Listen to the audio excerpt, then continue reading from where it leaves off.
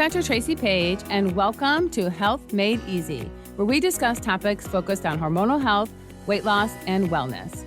Yes, you heard me. I want to make being healthier easier.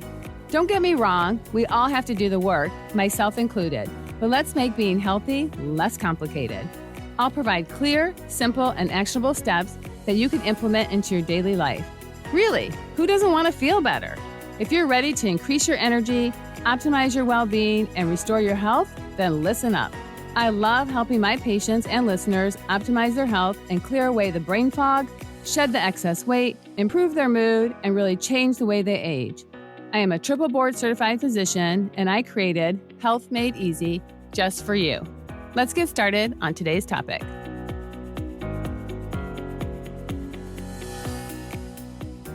Hi, welcome. I'm Dr. Tracy Page, and this is episode number 9. Today we're going to talk about hair loss. So one of the biggest complaints I hear from my female patients is I'm losing my hair.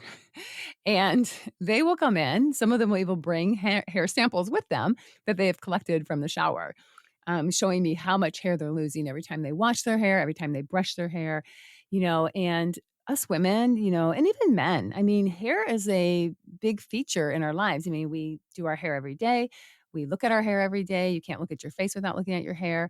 I've always had thick hair, but I have to tell you that I went through a period myself where my hair started thinning and I started losing a lot of hair. And actually, there's a lot of hair on the floor, despite my best efforts. And so I started wondering, is this normal?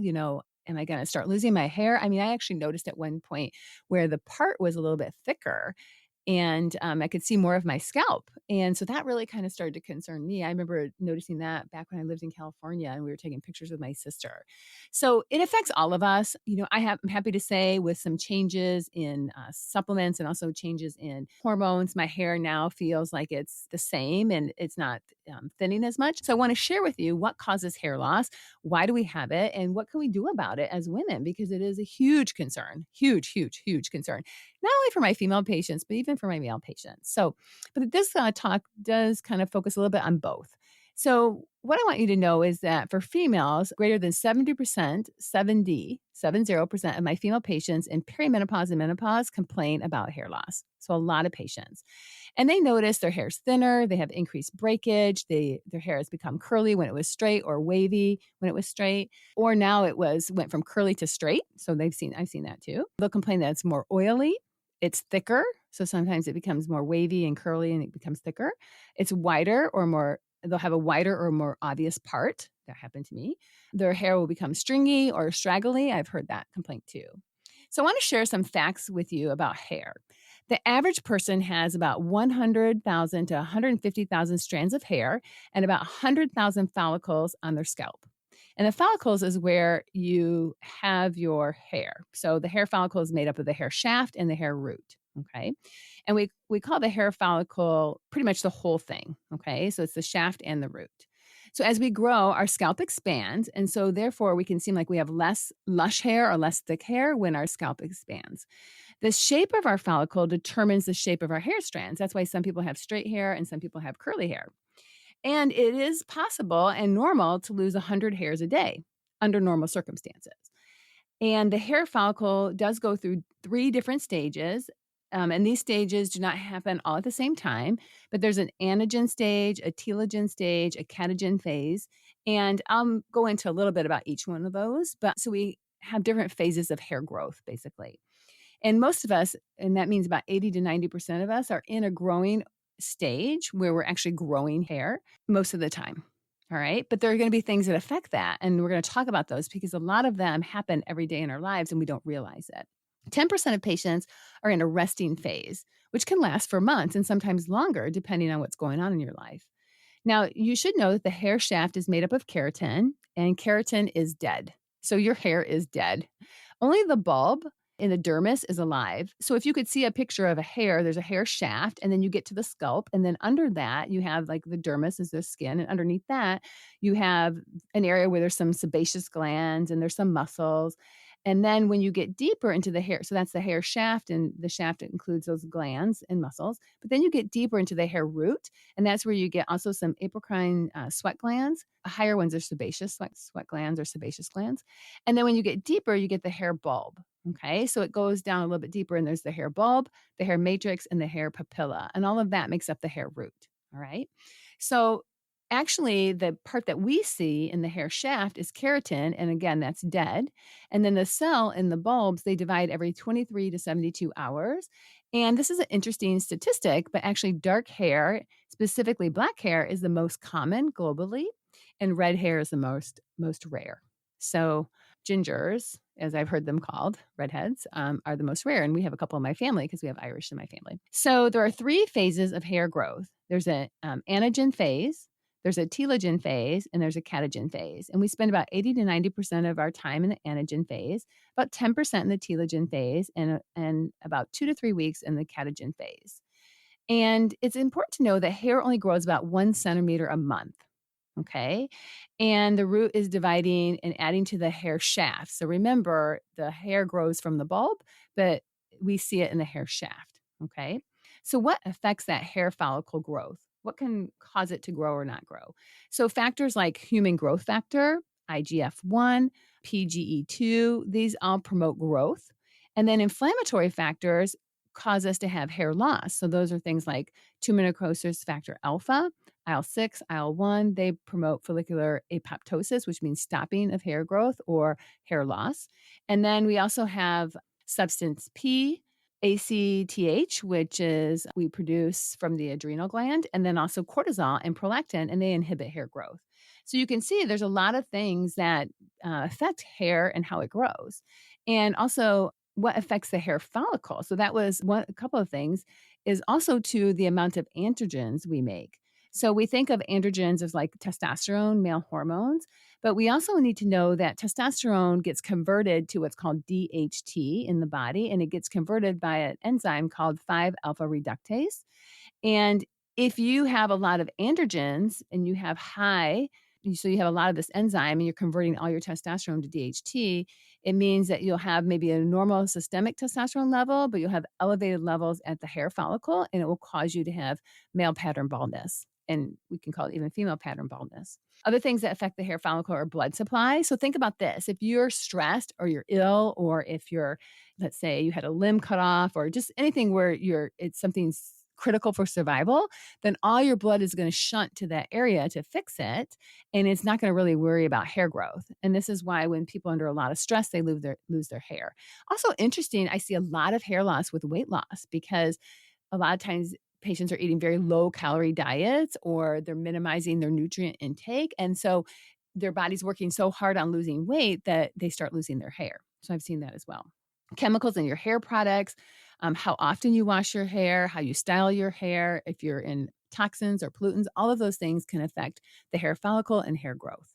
Okay. So there's 3 types of hair loss. There's diffuse hair loss, which affects the telogen phase. There's patchy hair loss, and we've heard of that called alopecia. And then there's male or female pattern baldness or thinning, and that's androgenic alopecia. So that's usually tied to hormones. All right. So let's talk about telogen when you have diffuse hair loss. So when that occurs, it's usually due to, like I was saying, chronic or acute illness. So it could be like diabetes, stress, it could be hypothyroidism, it could be an infection, it could be exposure to mold or other toxins. So all of those things can cause you to have diffuse hair loss. Other things that fall in that category are major surgery, extreme dietary changes, like I was just talking about, eating disorders, so anorexia or bulimia, if you have a high prolactin level, and then you have a lot of stress. It can be physical stress, emotional stress, mental stress, and then it may be nutrient deficiency. So it could be iron or other nutrients that you're missing that could cause you to be losing your hair. All right. So it's really important that you when you work with your doctor, that they're looking at all possible causes of hair loss. Because a lot of times patients will come into me and they're like, I'm losing my hair, and they think it's one thing. And I'm usually tell them it's not one thing. There's a multitude of things that can cause hair loss. And we really have to look at all of them and kind of dwindle it down to maybe 2 or 3 and then see which ones are causing hair loss. So it's usually never just a one and done. You usually want to look at other things because I'm going to tell you there are even medications that can cause hair loss. And usually, if it's a medication, it's going to happen within 2 to 4 months of starting the medication. But it could be a weight loss medication. I've seen patients on phentermine, patients on steroids or anti inflammatories like Aleve, Advil, ibuprofen. It could be patients who are taking anticonvulsants or anti clotting medications like a warfarin. They might be on immune suppression medications. And that's when I think about steroids. They could have undergone chemotherapy. They could be on antidepressants. They could be on something as simple as birth control pills, and that can cause hair loss. Also, in our skin, we use retinoid creams, and that can cause, for acne and stuff, that can cause hair loss, and also antibiotics and antifungals. So, again, when patients come into me and they're like, I'm losing my hair, it's just not one thing. It could be so many different things, and you really have to take a good history and make sure that you're looking at all possible causes. Now, the other things you should know is that when you start seeing dry skin and your hair is just not, your hair is dry, it could be brittle, you're losing your hair. It could also be cortisol or it could be inflammation. So when we have increased inflammatory cytokines, which is some of those I was mentioning above, like IL-6, tumor necrosis factor, IL-1, all of those are inflammatory cytokines. So when you have inflammation in your body, which is the take-home message, it increases cortisol production. And then when you increase cortisol production, you increase diffuse hair loss. And then when you have more stress because you're losing your hair, then you get more inflammatory cytokines. And then those inflammatory cytokines cause more hair loss as well. So it's kind of like it just circles back on each other. So one thing promotes the other thing. And pretty soon you're losing your hair and you're having all this diffuse hair loss. So stress, I did do a podcast on stress. So make sure you listen to that podcast if you haven't already, because I have seen patients turn their hair loss around just by reducing their stress. And I always ask them, have you had a significant stressing activity in your life? And all of us know that 2020 has been certainly stressful for a lot of people. But a lot of times it can be stress in their work, in their home, in their family. It could be stress, they could be causing physical stress to themselves. They might be doing a really hard exercise program. So it's always important to look at stress as a source of hair loss. This podcast is brought to you by Orthomolecular Products, the exclusive supplement company of the Wisconsin Institute of Functional Medicine. I have chosen Orthomolecular because they are a leader and an innovator in the functional medicine space since it was founded over 31 years ago. They follow the latest science and combine the highest quality of ingredients to produce effective nutritional solutions for clinicians like myself to use with my patient. They control the entire manufacturing process. They know exactly what is in each capsule, and they offer products free of allergenic additives and preservatives. This is just one of the many reasons I decided to carry Orthomolecular products in my office. You can book an appointment today to learn about how my team and our partners at Orthomolecular can help you reach your health goals when nutraceuticals are needed. You can call us at 920-968-9311 or visit us on our website at wisconsinfunctionalmed.com. It's all one word, wisconsinfunctionalmed.com. We use Orthomolecular products because efficacy and your health really matter. Now, another category we talked about earlier was alopecia, which is patchy hair loss. And it actually affects about 6.8 million people in the United States. And it's usually associated with an autoimmune disease, something like type 1 diabetes, Graves' disease, or Hashimoto's. It can be associated with rheumatoid arthritis, lupus, celiac disease, ulcerative colitis, scleroderma, vitiligo. So you usually see this type of hair loss with some type of autoimmune or inflammatory disease. There's often a genetic component, and usually it's considered to be CD8 driven, Th1 type T cells, autoimmune reaction. And you don't really need to know that. But if you have an autoimmune disease, or if you had one of those diseases I mentioned, then you're more susceptible to have alopecia, which is patchy hair loss. And a lot of times there's usually an environmental trigger that causes you to start losing your hair. So you get an infection or a virus, you get exposed to mold or toxins, you get a bacterial infection, all of those things can trigger it. And it's usually, when you have this type of hair loss, it's usually a combination of your genetics, your autoimmune disease, stress, hormones, diet, and then some type of trigger. Okay. Now, the third type is androgenic alopecia. And it's usually seen at the temples of the head. You start losing your hair at the temples, or you'll use it right in the front, you'll lose it, or you'll lose it in the vertex, which is at that top in the back, the typical bald spot you see on men that's round in the back. It's at the back of the head. So women will start noticing, they'll look back there and they'll notice that they're losing hair back there, and that means they could be high androgen. So elevated androgens such as testosterone, they bind to the androgen receptor. Elevated 5-ADHT, which binds to the androgen receptor. So again, we make testosterone gets converted to DHT from a enzyme, and so that can cause it. It can be genetic. You could have high prolactin levels. I think that was the other one too that can cause similar hair loss patterns. So what happens is your anagen phase where hair grows gets shorter, and the hair shaft growth slows until it doesn't grow anymore with each cycle. So because hairs go in cycles that they grow, so it stops growing. And then what happens is the hair follicle starts to shrink or minimize, and then the hair is smaller, it's finer hairs, and then it's still reversible at that stage. But then if there's no hair growth, reversing it can be extremely difficult or even unlikely. So it's really important to catch this type of hair loss early, because the more hair cycles that you go through and the longer you wait to get treated, the harder it is to recover from that. So what causes increased androgen? That enzyme 5-alpha reductase. So again, it goes back to inflammation, especially in the scalp. Elevated insulin levels. So I've talked a lot about insulin and how insulin's a fat storage hormone. Well, insulin doesn't help us with hair either. It can cause elevated 5-alpha reductase and then increase hair loss. It can also increase with PCOS, so polycystic ovarian syndrome. You can have high 5-alpha reductase with high triglycerides if you're overweight.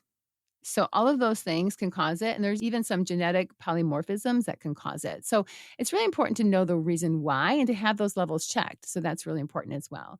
You always want to address the cause of the hair loss first.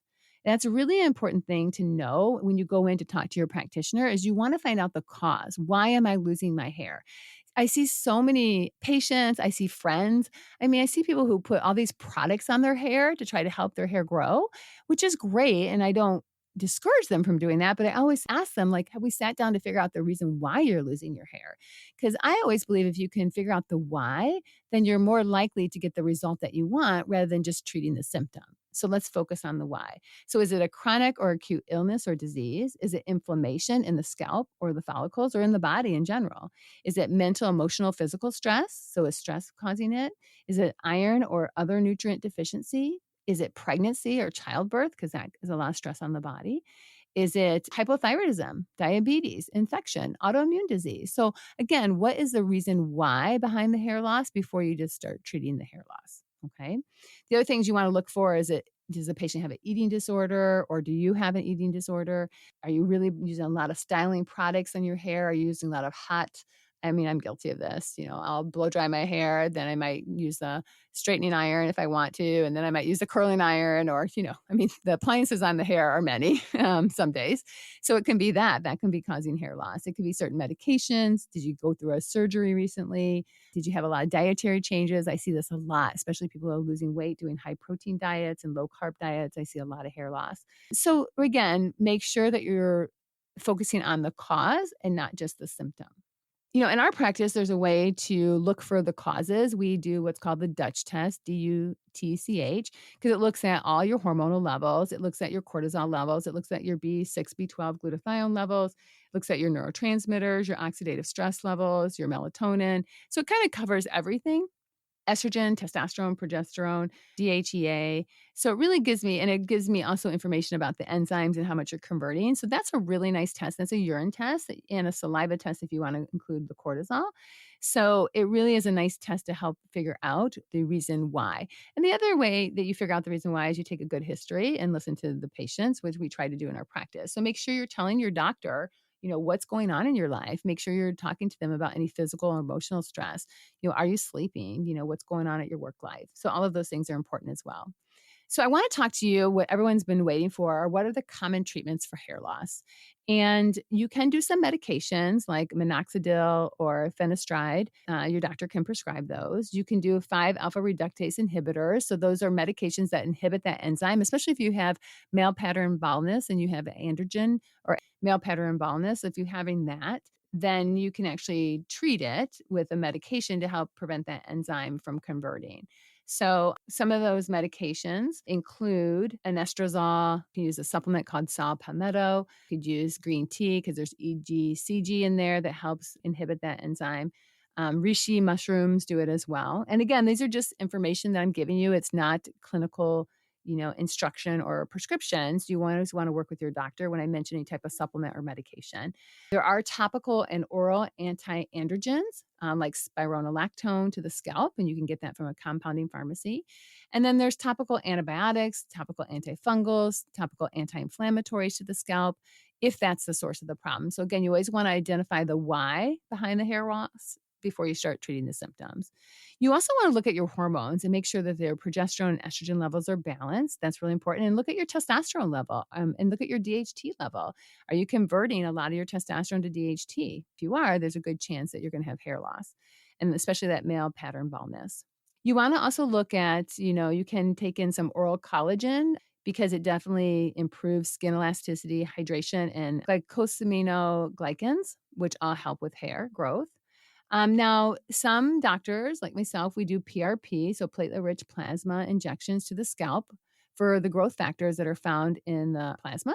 So basically what that means is we draw your blood, we spin it, we get out those platelets, and we get the platelets out of the plasma, and then we inject that into the scalp to help put in all those growth factors to help hair grow.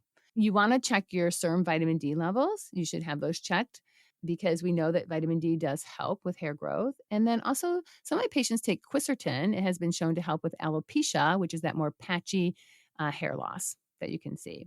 So again, there's the diffuse hair loss, there's the patchy alopecia hair loss, and then there's the male pattern baldness or female pattern baldness, which happens at the temples, the front of the scalp, or at the vertex or the high point of the back of the scalp. All right. Now, if androgens are the issue, you want to address that. So inflammation, especially in the scalp, elevated insulin, PCOS, high triglycerides, obesity. Again, if you treat the root cause, the reason why you're having the hair loss, so you don't just treat the scalp, you're more likely to get a good result. And if your hair loss is due to cortisol, high cortisol levels, then you have to first go back and listen to the podcast on stress if you haven't. But if it's mental, physical, emotional, environmental, it can be any type of stress. It could also be, when I say physical, it could be blood sugar dysregulation that causes stress. It could be inflammation. It could be an infection, whether you realize you have one or not. It could be the use of prescription medications that could be causing it. So look at other things that can cause physical stress on your body.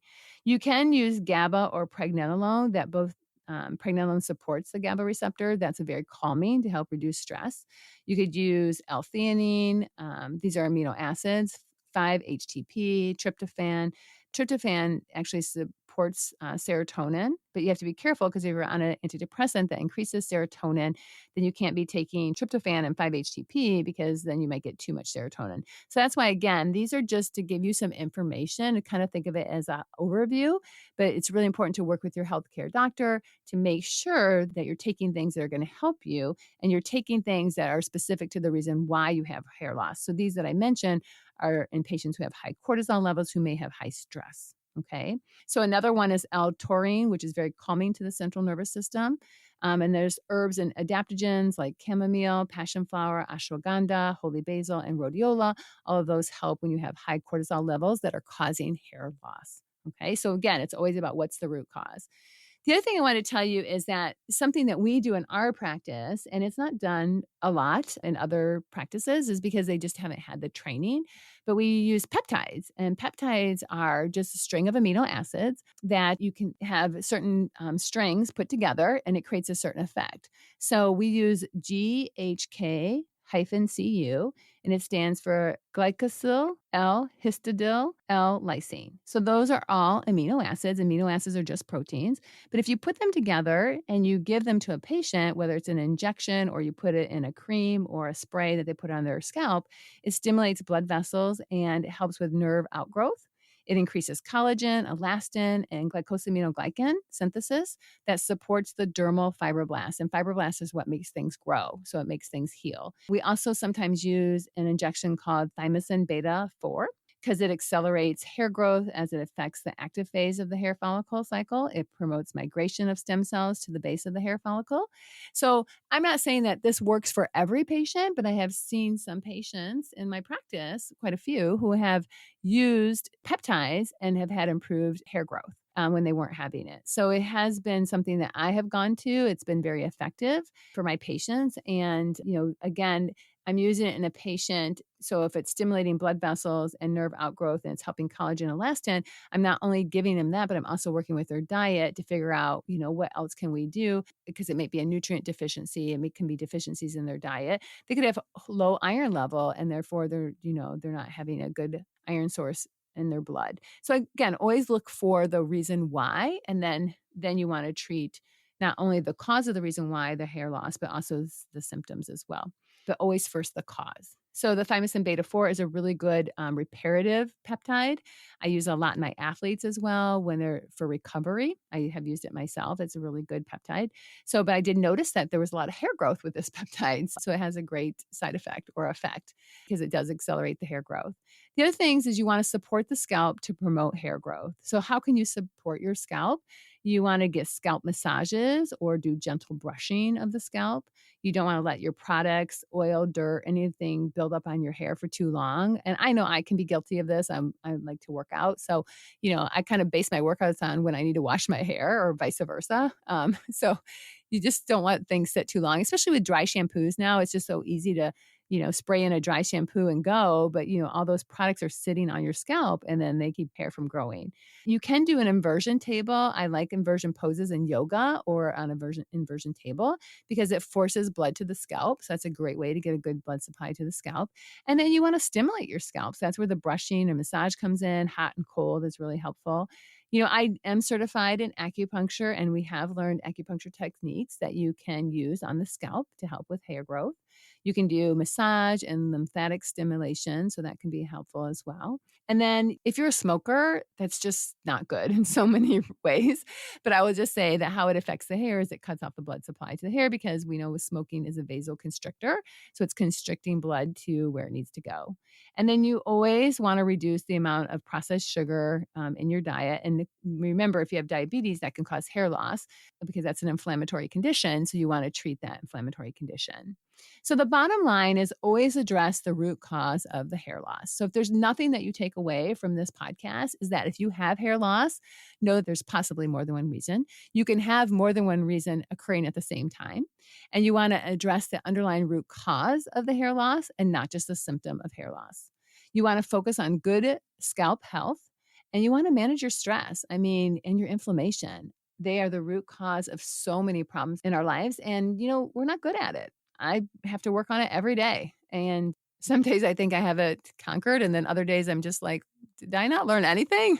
I teach this, I preach this, but there are days when it's hard even for me to follow through. So I just encourage you to consider if you're losing your hair, what could be the cause of it first and foremost? Is it stress? Is it your lifestyle? Is it inflammation? Is it your diet?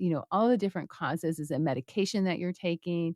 Is it something that you're doing in your life that you weren't doing before? So just really look at all the possible causes of hair loss and make sure that you're knocking them down each one by one to figure out why you're losing your hair. And I promise you, if you do that, you can stop your hair loss or at least make it less. And again, there are really good treatments out there. Talk to your healthcare professional, especially when it comes to hormone balancing, to using peptides, to dealing with inflammation. We have great tools, especially functional medicine doctors, great tools on teaching you and educating you so that you can really show up and be the person that you want to be and be healthy on the inside and the outside. And I think it reflects in all of us on how we feel about ourselves and how we show up in the world and how we look.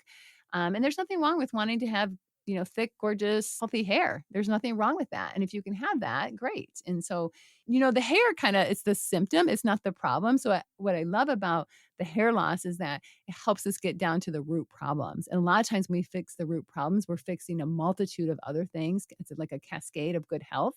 So the hair loss is what brings you in, but the underlying cause is what myself as a functional doctor want to address because I know that I'm going to make you healthier for many, many years, despite having gorgeous hair when you get better. And that really is what motivates me to do this work. So if you're losing your hair, the first thing I would say is work with your doctor, figure out the reason why you're losing your hair. And then once you figure that out and treat it, you shouldn't have this problem. So if you have any questions, you can always reach out. And thanks for listening. And I wish you all healthy, happy hair. All right, take care. This is an important reminder. The podcast is for educational purposes only and is not a diagnosis or a prescription for care. Please consult with your healthcare practitioner before moving forward with any of the therapies or treatments discussed in today's podcast. If today's topic resonated with you and you want more information, please check out our website, wisconsinfunctionalmed.com. All one word, wisconsinfunctionalmed.com. Also, for those of you who want further assistance with weight loss, consider our online weight loss program called The Pause, which can be found under Services. We really focus on helping you reach your weight loss goals. We provide a supportive and interactive and engaging environment, which is led by me, Dr. Tracy Page, so you can get all the help you need. Remember, you can change the way you age, and I'm here to help.